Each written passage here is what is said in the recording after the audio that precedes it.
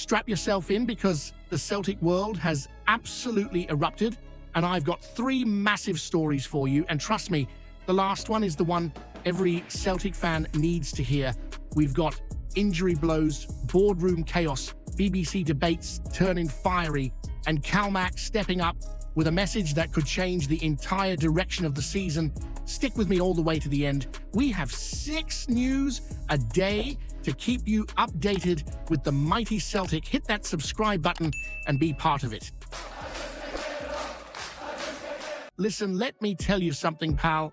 When I heard about young Kyle Ure getting punted back to Celtic because of that injury, it hit me harder than a December wind coming straight off the Clyde. 3 whole months on the sidelines. 3, that's the sort of spell out that would make even the hardiest lad in Glasgow want to hide inside for a wee bit.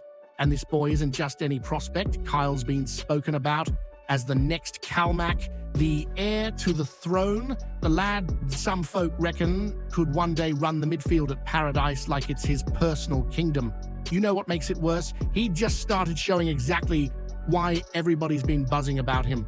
The minute he walked through the door at Ayr, Scott Brown couldn't stop singing his praises. And let's be real, if Bruni, a man who could stare down a grizzly bear and win, tells you someone's a top talent, you can take that to the bank. Or at least you could, if the banks weren't all in Sucky Hall Street, falling apart every other week. Still, you get the point. Brown said the kid's got a proper understanding of the game for someone so young, and trust me, you can see it the moment he touches the ball. Calm, composed, sharp, that wee sense of rhythm only a Celtic midfielder seems to be born with. You look at him and think, he's watched Calmac his entire life and it shows, but now he's stuck watching from the sidelines while his career momentum hits the brakes harder than a Ranger trying to explain away, and then another embarrassing collapse. 3 months out means lost rhythm, lost sharpness, and lost opportunities to show the gaffer he's ready to take that next step. But here's the thing, the lad's mentality is top drawer. He'll graft, he'll recover, and he'll come back with that fire you only see in players who grew up dreaming of running out under the lights at Paradise. And if he does return before the season's out, which is looking likely, then maybe we'll see the kid pick up exactly where he left off. And maybe, just maybe, a wee spark will come back into our midfield picture for the future. Still, there's a wee question buzzing around my head, and I want to hear what you think, pal. Do you believe Kyle Ure genuinely has what it takes to become Calmac's long-term successor at Celtic, or are some folk jumping the gun because we're desperate for the next homegrown hero? Hit that subscribe button, lads. Let's gee it loldy till we hit 1,500 mad Celtic dafts. Listen, pal, let me paint the picture for you, because this whole saga has turned into something worthy of a Friday night drama on STV. The fallout from that Celtic AGM has been so wild that even the BBC can't keep their hands off it, and when the lads at 67 Hail Hail went onto Sportsound, well, things got heated faster than a Rangers meltdown on Sucky Hall Street after another dodgy defeat. What was supposed to be a wee chat about Celtic v St Mirren turned into a full-blown debate about the board, the support, and who's actually telling the truth up at the top. And honestly, can you blame them? You've got Dermot Desmond firing off statements at wine o'clock, blaming Rodgers for every disaster bar the weather. Then you've got Ross Desmond standing up at the AGM, throwing shots at the fan base like he's never actually spoken to a real supporter in his life. And then, here's the kicker, you've got Michael Nicholson, cool as you like, telling the Celtic fans collective back on the 6th of October that everything's rosy. Everyone pulling in the same direction, no issues, all sweetness and light at Celtic Park. Right, if that was the case, I'm the king of Shettleston. So 67 Hail Hail did exactly what every honest Celtic fan would do. They called out the hypocrisy, i.e. straight, no sugarcoating. They told the BBC panel that Nicholson had sat there saying everything was grand. Then suddenly Desmond Sr. goes nuclear blaming Rodgers for everything up to the price of milk, and Ross Desmond tries to paint the fans as the villains. Conflicting stories everywhere, mixed messages like a bad pub singer on a Saturday night. And you could feel the embarrassment dripping off the panel when they heard the full timeline laid out. And here's the thing, pal. You could tell 67 Hail Hail was speaking from the heart. You could feel that frustration because it's the same frustration every genuine Celtic supporter feels right now. How can folk at the top claim unity 1 minute, then tear strips off the fans the next? How can they preach pulling together while they treat the support like an inconvenience? It's the sort of chaos that would make even the Rangers board blush, and that takes some doing. What's happening right now isn't just messy, it's unprecedented.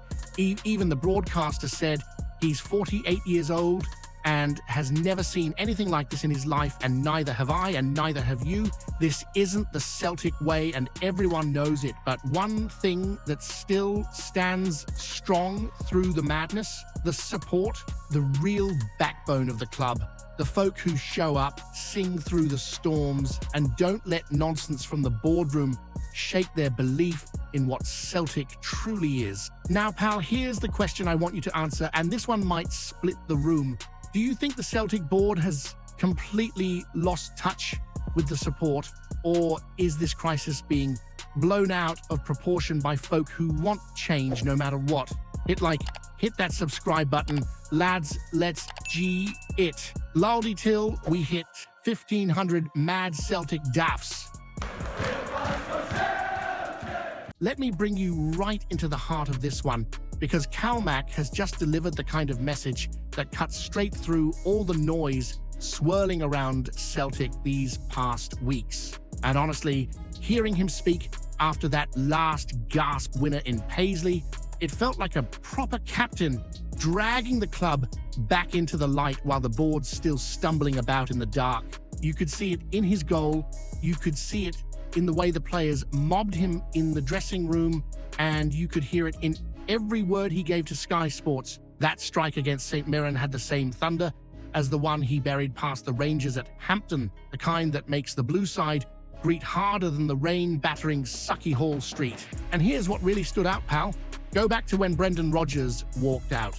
While the board were busy firing statements around like confetti at a bad wedding, Calmac didn't bend to the script. He spoke honestly. He praised Rodgers for the standards he set, the trophies he delivered, and he didn't hide from the truth that the squad wasn't strengthened properly. That's leadership. That's someone who cares more about Celtic than about pleasing the suits upstairs. While Desmond was pointing fingers, Calmac was pointing out reality. Now, with Martin O'Neill guiding the ship for 2 more matches before the new era begins, Calmac's influence is shining even brighter. The interim gaffer has already said how impressed he is with him, and no wonder. He's scoring big goals, keeping standards sky high, and making sure the squad stays focused while the boardroom plays its games. When he said the club needs unity and everyone pushing together, he wasn't whispering. He was practically shouting it from paradise. Celtic only works when everyone moves as one. And that win in Paisley, massive. Hearts slipped up, we've got a game in hand, and suddenly everything looks tighter than the Rangers' defense on a bad Europa night. Calmac said it himself. You might look back at that moment come May and realize it was one of those season-defining swings. That's the sort of mentality he lives by. Never giving up, never slowing down, always dragging the club forward, even when the people above aren't helping matters. You can hear the pride in him when he talks about Celtic being built on unity and success. That's not just captain talk, that's a reminder to everyone who's forgotten what this club stands for. And he's right, get the permanent manager sorted, get the nonsense settled, keep winning, and this whole period will be remembered as a wobble, nothing more. But until that happens, Calmac's carrying the weight like a warrior, scoring goals that lift the whole support, and telling everyone exactly what needs to be said. Now, pal, here's the question that'll sting a wee bit. Do you think Calmac is having to do the board's job for them by holding the club together, or is he simply proving he's the greatest leader Celtic has had since Scott Brown? Hit that subscribe button, lads, let's G it. Laldi till we hit 1500. Mad Celtic daffs.